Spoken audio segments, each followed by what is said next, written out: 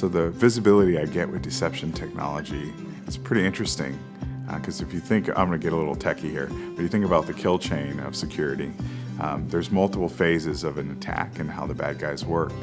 And with deception technology, you get to see them all. Right? And a lot of products are focused in on certain areas of that kill chain.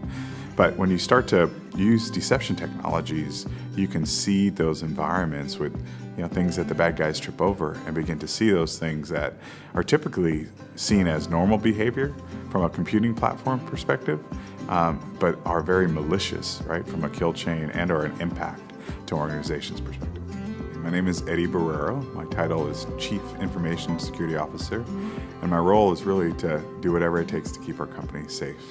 For me, prioritizing deception technologies over other controls and technologies and processes was a bit of a debate because I thought you could invest in people, process, and other techs that help prevent, detect, and respond to the bad guys coming in or bad things happening. But most of those things take time. They take time to develop, they take time to fine-tune, they take time to actually get good. A long time ago when I first started in the security space, we'd always talk about Sun Tzu and the Art of War as being kind of a guideline or a book to the battle. And I think today, when I think about that, most of what we've done in the security space has been defensive. Like we've known ourselves and we've put technologies in place to protect what we knew, right? Or protect what we know about. And we didn't have an offensive. And so deception technologies, though, kind of meets that need of being offensive, putting up an offense in such a way that the bad guys are tripping over you and not getting to the things that are important to you. I guess a good use case for deception technology is, do you want to sleep well at night? Simply put, most security technologies today are focused on understanding what good looks like and giving an alert when something deviates from that pattern, for lack of a better term, and having an ability to say, I don't care what the pattern is, if something touches this thing, send up an alarm is important.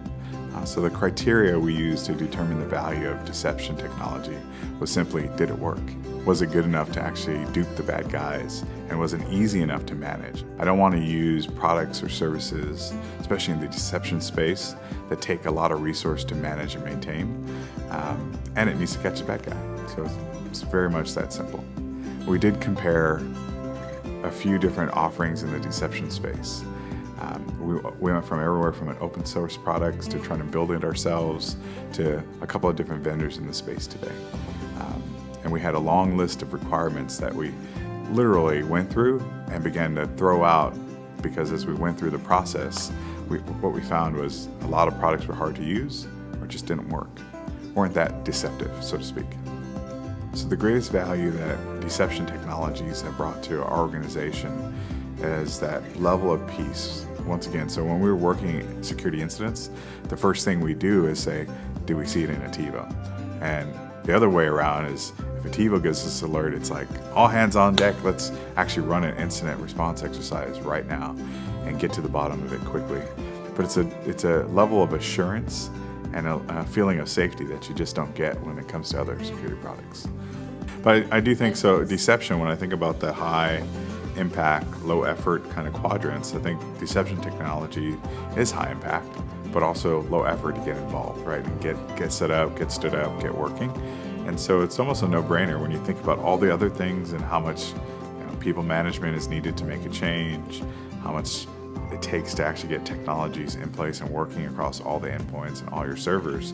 That's hard. That's harder, right, than standing up a system that isn't impacting any other applications or services, but gives you a risk reduction. So it's a no-brainer.